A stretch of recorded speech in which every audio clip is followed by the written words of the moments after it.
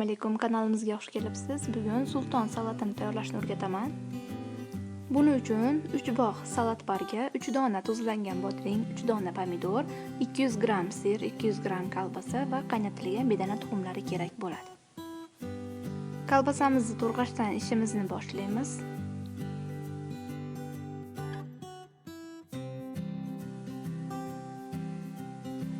Kolbasamizni ko'rib turganingizdek shu holatda bo'lib, yupqa qilib to'rg'ab chiqamiz.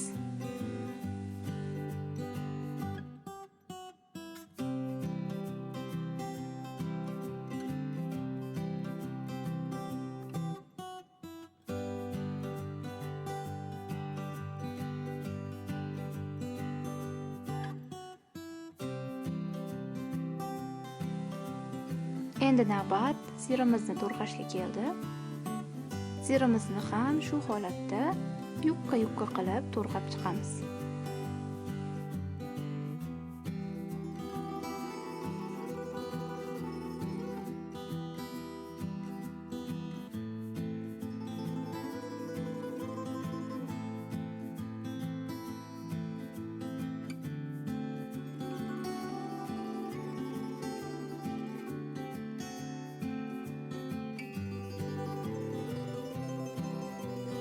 Tuzlangan bodringlarimizni ham avvalgi masalliqlarimiz kabi ko'rib turganingizdek yupqa shaklda to'rg'ab chiqamiz.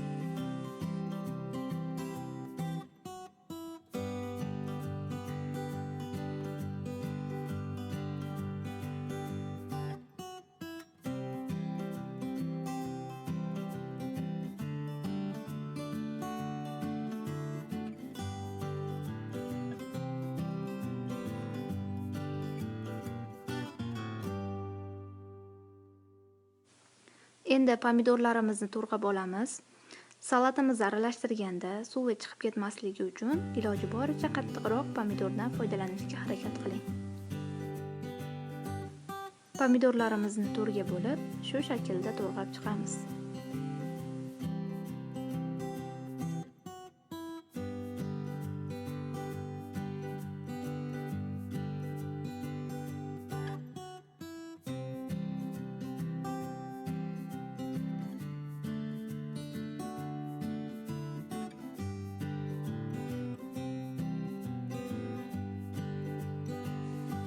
Bedana tuxumlarini ikkiga bo'lib chiqamiz.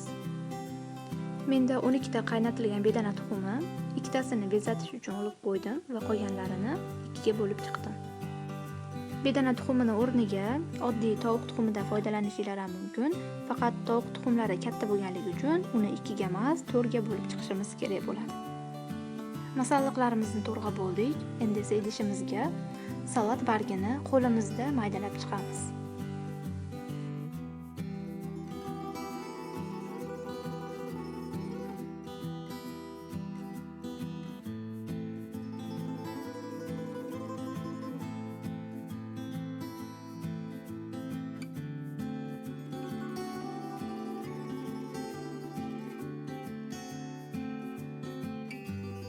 Barcha masalliqlarimizni idishga solib chiqamiz.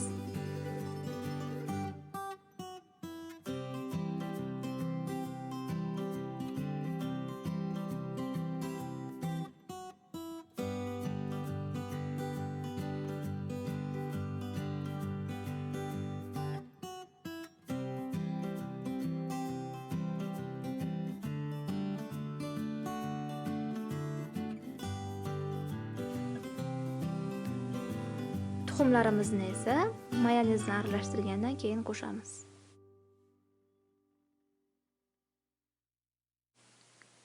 Uch qoshiq mayonez qo'shib, yaxshilab aralashtirib chiqamiz.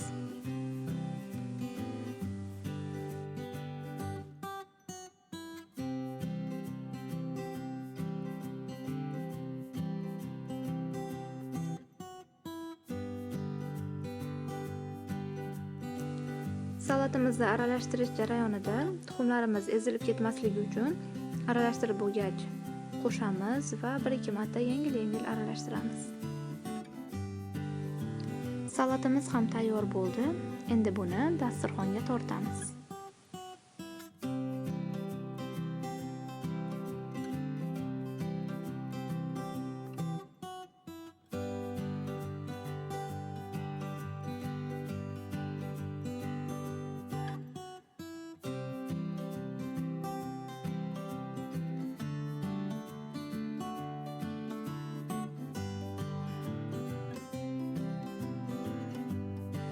Salatimni bezatish uchun olib qo'ygan bedana tuxumimdan quyoncha shaklini yasamoqchiman. Ko'rib turganingizdek, birinchi quyonchani quloqlarini yasab olamiz va taxminan belgilab biroz kesamiz. Endi esa quloqlarini joylashtiramiz.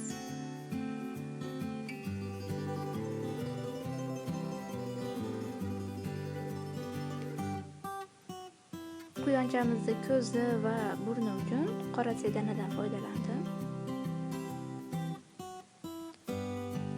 Hozirroq pichoqda kesib chiqamiz va sedanalarimizni joylashtiramiz.